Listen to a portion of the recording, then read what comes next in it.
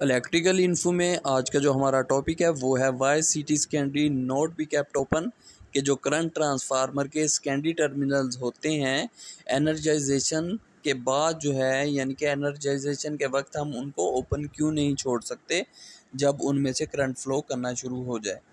तो उसका simple answer तो ये है कि अगर हमने उसके सेकेंडरी टर्मिनल्स को ओपन छोड़ दिया तो क्या होगा कि उनके टर्मिनल्स पे जो है करंट ज़ीरो हो जाएगा क्योंकि ओपन हो जाएंगे वो।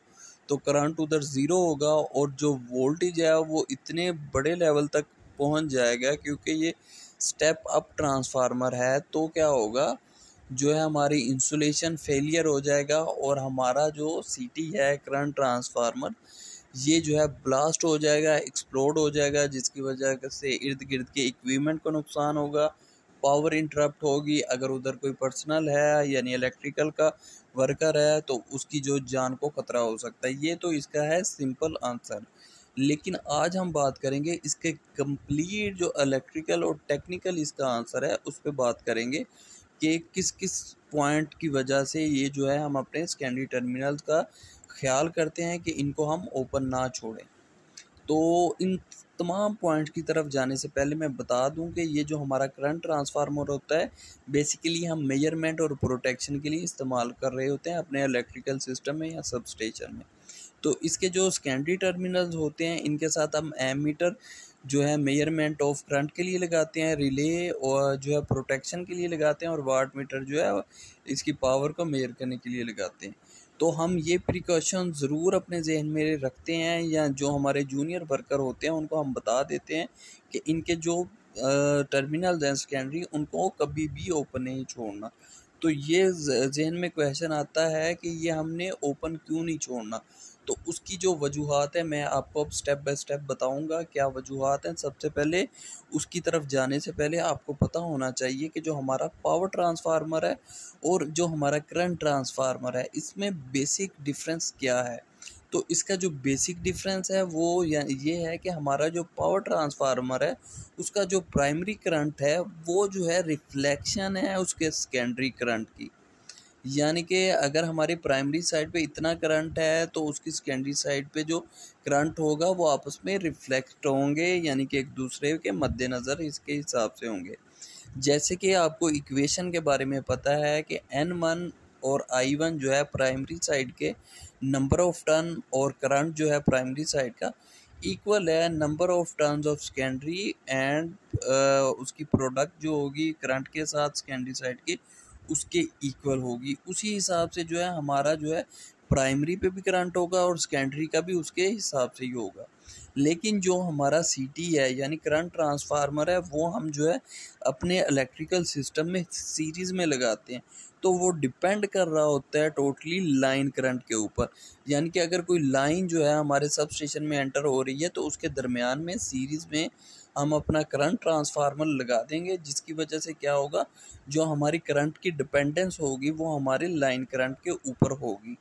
तो हम अज्यूम कर लेते हैं कि जो हमारा लाइन करंट है वो जो है कांस्टेंट है, ठीक है, इररिस्पेक्टिव के अगर हमारे जो सेकेंडरी साइड पे बर्डन हमने लगाया है नहीं लगाया है। जैसे ये जो है हमारी प्राइमरी साइड है ऊपर आपने नज़र आ रही है जिसमें लाइन करंट है, और जो उसके सेकेंडरी साइड है उसके जो नंबर ऑफ टर्न्स बहुत ज़्यादा है और साथ हमने एमीटर लगाया हुआ है, ठीक है। तो हमारी लाइन साइड का जो करंट है वो जो है उसके ऊपर जो है हमारा जो करंट डिपेंड कर रहा होता है करंट ट्रांसफार्मर का, ना कि हमारे सेकेंडरी साइड की करंट के ऊपर। तो उसको और मैं मज़ीद क्लियर कर देता हूँ कि जो हमारा सीटी है करंट ट्रांसफार्मर बेसिकली ये स्टेप अप ट्रांसफार्मर होता है। स्टेप अप में ये होता है कि जो हमारे वोल्टेज होती हैं वो स्टेप अप हो जाते हैं, यानी लोअर वैल्यू ऑफ जो प्राइमरी हमारे करंट वोल्टेज होंगे उनको हायर वैल्यू में वो ट्रांसफॉर्म कर देगा जो हमारा ट्रांसफार्मर होगा स्टेप अप ट्रांसफार्मर। तो स्टेप अप ट्रांसफार्मर हम इसलिए लगाते हैं कि क्योंकि जो हमारे सेकेंडरी साइड पे जब वोल्टेज ज़्यादा होंगे तो ऑटोमेटिकली हमारा करंट जो है लो होगा, जिसको हम मेजर कर लेंगे अपने एमीटर को कनेक्ट करके सेकेंडरी साइड पे, ठीक है। तो जो इनपुट पावर होगी और जो आउटपुट पावर होगी हमारे ट्रांसफार्मर की ये एग्जैक्टली सेम रहेगी और इन दोनों चीज़ों में कोई फ़र्क नहीं होगा।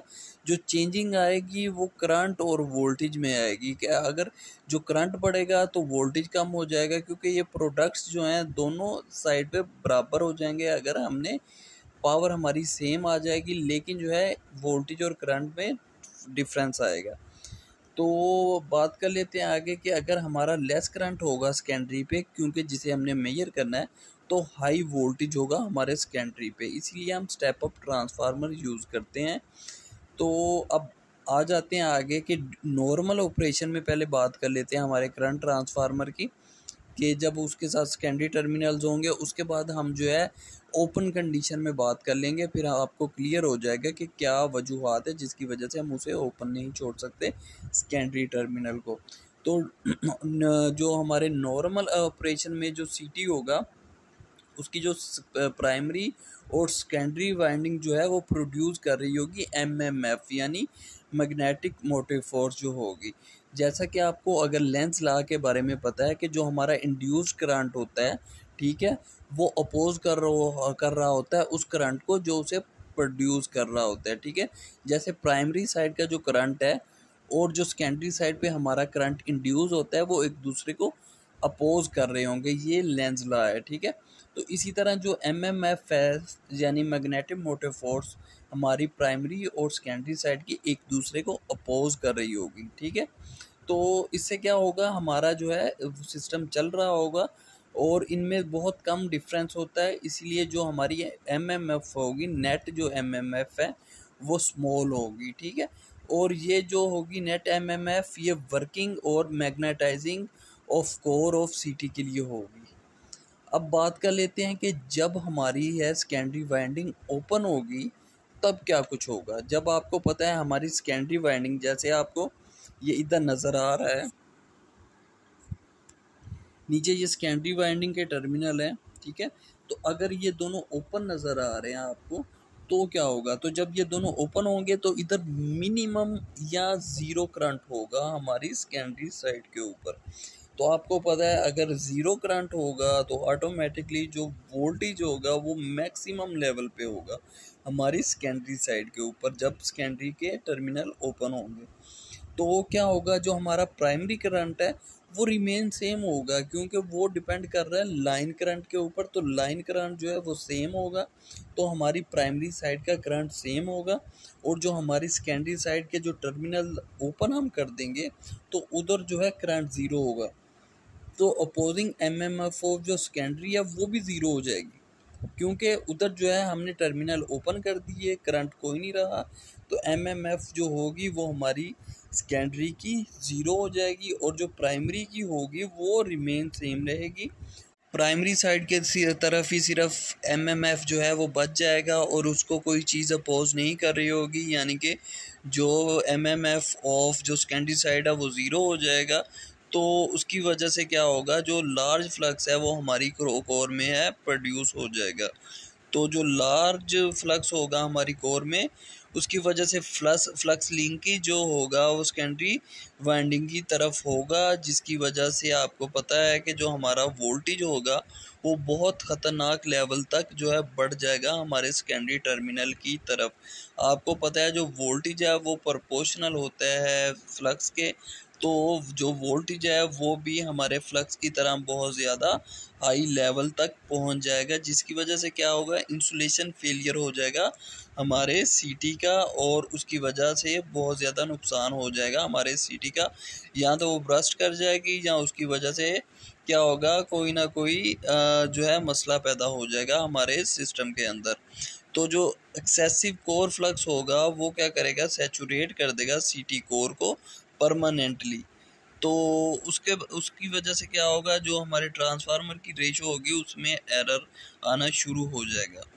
तो जो एक्सेसिव कोर फ्लक्स होगा उसकी वजह से और भी चीज़ें होंगी, जैसे हिस्टेरिसिस और एडी करंट लॉस जो होंगे वो भी बड़े हद तक पैदा होने शुरू हो जाएंगे।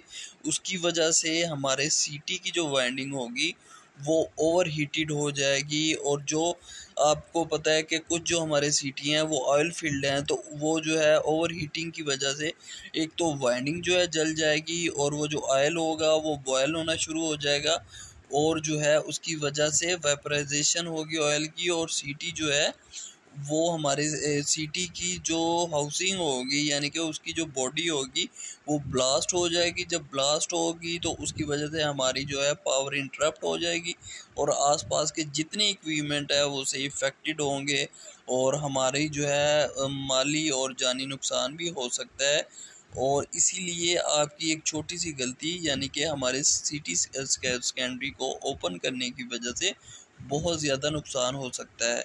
तो होप आपको पता चल गया होगा कि सीटी जो है ओपन की सिर्फ ये वजह नहीं है कि ब्लास्ट हो जाता है, आपको उसकी टेक्निकली भी पता होना चाहिए कि कैसे ब्लास्ट होगा, कि जो उधर एमएमएफ पैदा हो रहा होगा और दोनों साइडों का वो डिसबैलेंस हो जाएगा, क्योंकि हमारी सेकेंडरी साइड है ओपन होने की वजह से उसे करंट ज़ीरो हो जाएगा, वोल्टेज बहुत ज़्यादा हाई लेवल पे जाएगा, जिसकी वजह से क्या है कि हमारी जो है कोर सैचुरेट हो जाएगी। उसके अलावा उसकी जो इंसुलेशन है वो जो है डैमेज हो जाएगी और जो है हीट अप होके वो ब्रस्ट कर जाएगा। तो होप आपको पता चल गया होगा कि जो इलेक्ट्रिकल सीटी है यानी करंट ट्रांसफार्मर उसके सेकेंडरी टर्मिनल क्यों नहीं ओपन की जाती।